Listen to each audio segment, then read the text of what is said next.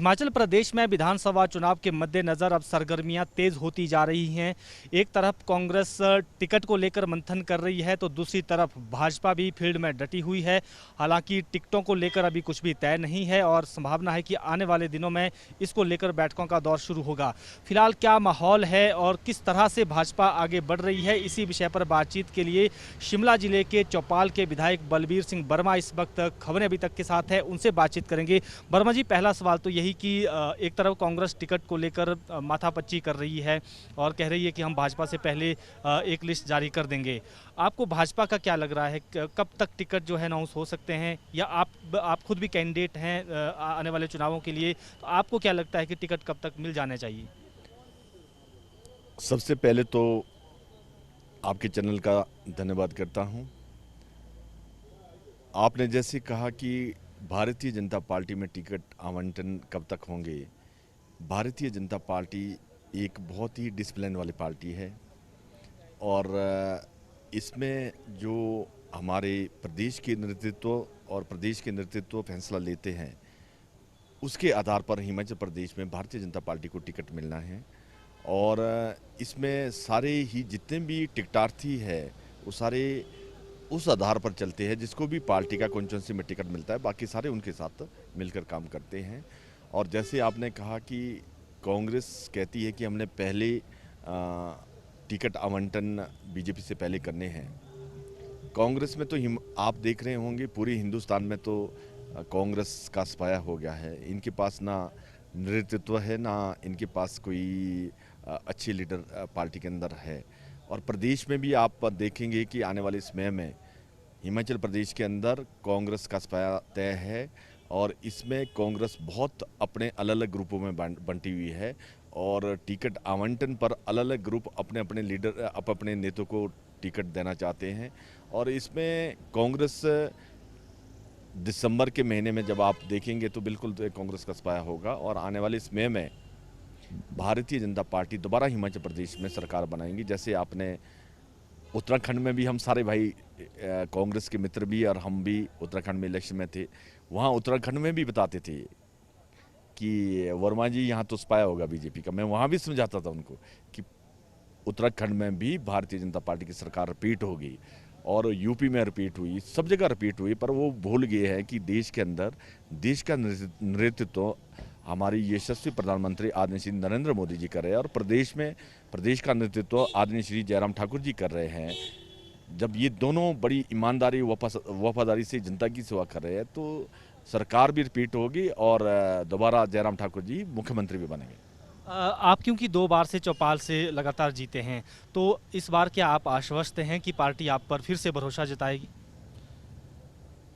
Bharatiya Janata party का जो भी निर्णय होगा वो सिर माथे होगा और उस निर्णय के आधार पर हम चौपाल में ये मैं जानता हूँ 100% जानता हूँ कि भारतीय जनता पार्टी का विधायक इस विधानसभा में आने वाले इलेक्शन में चुनकर आना है, ये 100% तय है। और भारतीय जनता पार्टी जिसको भी आशीर्वाद देती है पूरी पार्टी उसके साथ खड़ी है। क्या बदलाव आपने 5 साल में से लाए हैं वहाँ पर? हालांकि पहले आप निर्दलीय भी उसी विधानसभा से जीते थे, भाजपा के टिकट पर जीते, तो क्या बदलाव ऐसा लगता है आपको कि चौपाल की जनता भाजपा पर भरोसा जताएगी? बहुत सारे हमने विकास की गति चौपाल में दी है और चौपाल की जनता जानती है कि पूरा देश भारतीय जनता पार्टी की तरफ जा रहा है और कांग्रेस का पूरे देश के अंदर सफाया हो चुका है और प्रदेश में भी सफाया इनका तय है। और विकास की गति आप देखेंगे कि चौपाल के आदरणीय श्री जयराम ठाकुर जी के आशीर्वाद से हमने सारे हॉस्पिटल अपग्रेड किए, जहां 14 डॉक्टर की वैकेंसी हमने करी। नेहरू का हॉस्पिटल बना रहे हैं, 66 की BA बना रहे हैं और हमने बहुत सारे कोपुई में हमने SDM ऑफिस दिया, कॉलेज दिया कोपुई में, BDO बिठाया कोपुई में और बहुत सारे ITI सब डिवीज़न और स्कूल, हॉस्पिटल, सड़कें, पानी का सबसे ज़्यादा काम मेरे क्षेत्र में चला हुआ है और 225 करोड़ के करीब मेरे चुनाव क्षेत्र में पानी का कार्य चला हुआ है और सड़कों का काम भी बहुत तेज़ी से आगे बढ़ रहा है। बहुत सारी डेवलपमेंट की दृष्टि से बहुत कार्य मेरे चुनाव में हो रहे हैं। जनता का आशीर्वाद फिर ही मिलता है अगर जनता की कोई काम किए हो। बिना काम से अब 21वीं शताब्दी में कोई भी साथ नहीं देता। आप मेरे चुनाव क्षेत्र में पंचायतें हैं, 77 में से 68 प्रधान मेरे साथ हैं और मेरे चुनाव क्षेत्र में 41 वीडीसी मेंबर है, जिसमें से 38 वीडीसी मेंबर मेरे साथ खड़े हैं और चेयरमैन वाइस चेयरमैन सब बीडीसी के मेरे साथ हैं। और प्रधान संघ के प्रधान कुपी के 2 ब्लॉक है, मेरी कुपी के चौपाल के 3 ब्लॉक है, ठेउक में भी कुछ पंचायतें 14 पंचायतें हमारी ठेउक में भी है। सबके प्रधान संघ बीडीसी सारे चेयरमैन हमारे साथ हैं।